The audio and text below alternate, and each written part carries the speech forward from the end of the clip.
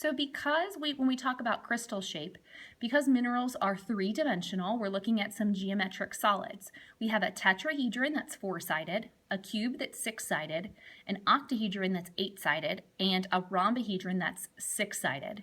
So if we look at this mineral right here, and we take a look at it very carefully, we would notice and we would classify it by its crystal shape as a rhombohedron.